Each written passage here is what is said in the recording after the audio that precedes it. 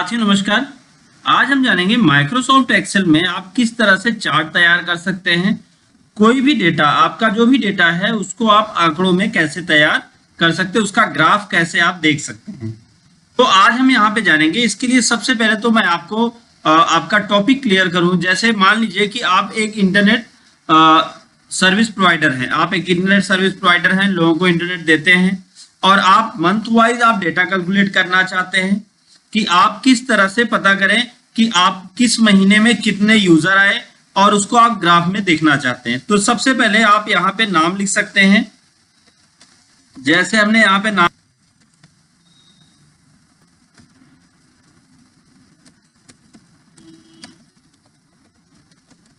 तो हमने अब उसके बाद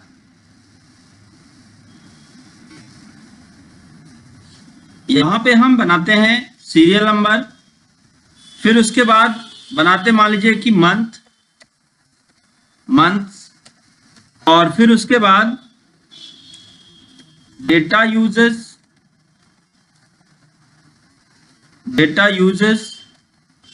तो कितना डेटा यूज किया गया है, तो हम बस इतना ही बनाना चाहते हैं।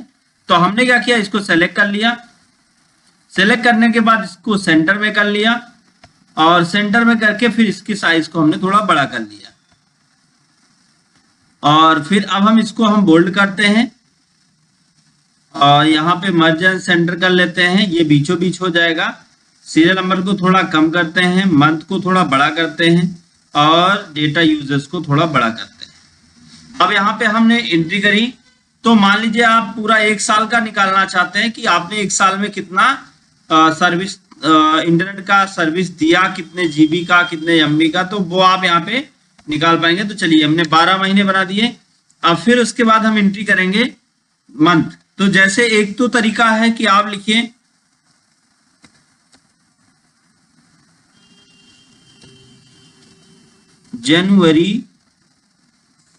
जनवरी। अब उसके बाद ऐसे आप इसको ड्रैग करते हैं तो यहां पे दिसंबर तक निकल के पूरा डेटा आ जाएगा। दूसरा तरीका है आप एक एक करके आप एंट्री करें। तो आप इसको लेफ्ट सेंटर आप जहां मर्जी वहां पे आप एडजस्ट कर सकते हैं। फिर डेटा यूजेस, अब मान लीजिए जनवरी में टोटल जो यूज हुआ वो हुआ 7000 जीबी। तो यहाँ पे जैसे आपने लिख दिया 7000 जीबी। अब 7000 जीबी लिखने के बाद अब आप चाहते ये हैं कि आपका ये जो कंटेंट है, जो आपका डेटा है, ये आपको डिस्प्ले हो कैसे, ये आपको डिस्प्ले हो कि इसमें जीबी लिख के है। अब आपने तो ऐसे नॉर्मली 7000 लिख दिया, लेकिन इसको 7000 जीबी करना है। तो क्या करें, आप इस पे क्लिक कर लें या जहां तक आप जीबी लगाना चाहते हैं वहां तक आप क्लिक करके ड्रैग कर लें। अब उसके बाद यहाँ पे आप चले आए होम टैब के अंदर, जनरल पे क्लिक करें तो यहाँ मोड नंबर फॉर्मेट मिलेगा। मोड नंबर फॉर्मेट पे जाएं, फिर आप चले आए कस्टम पे आने के बाद यहाँ पे ये जो जीरो है, जीरो को सेलेक्ट करें, फिर वन टाइम स्पेस दें, फिर डबल डॉट कॉमा दें और फिर यहाँ पे आप लिख दें GB, double dot comma close करके आप कर दें आप ओके। तो अब ये लिख उठा ऑटोमेटिक 7000 जीबी। फिर यहाँ पे कर दिया 8000 जीबी, फिर कर दिया 5000 जीबी, फिर 6500, ऑटोमेटिक जीबी लेता चला जाएगा। जैसे 5000 जीबी, 4000,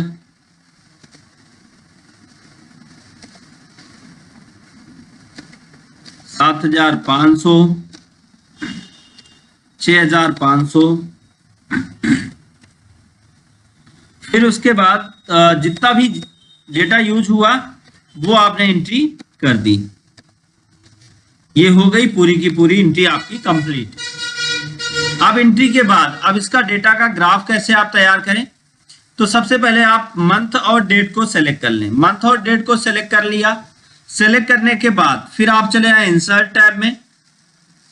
यहां पे आपको कॉलम मिलेगा, कॉलम पे आ जाए। यहाँ पे 2D 3D कई सारे कॉलम मिलेंगे।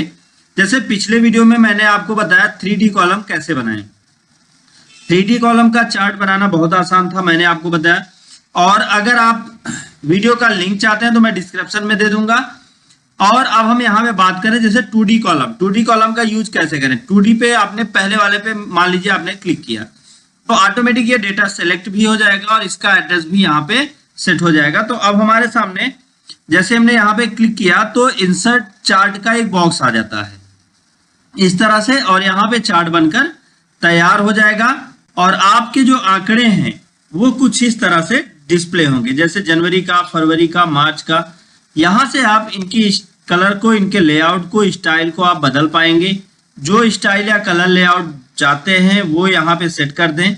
दूसरा, अभी हमारा जो डेटा रो में है उसे आप कॉलम में करना चाहते हैं तो स्विच कर दें। तो आप देखिए ये पूरा का पूरा आपका डेटा जो है वो कॉलम में चला आया। फिर इसी तरह से ये तो हो गया। अब हम बात करें यहाँ पे चार्ट के लेआउट को। चार्ट लेआउट आप कौन सा यूज करते हैं? अभी नॉर्मल चार्ट लेआउट है।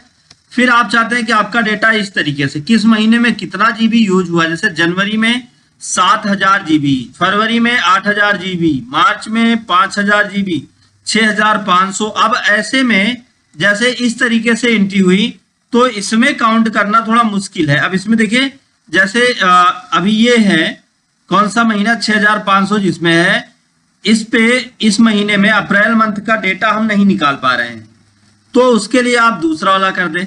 तो हर एक का जितना भी पॉइंट में भी अगर एंट्री हुई होगी तो वो भी दिखाई देगा।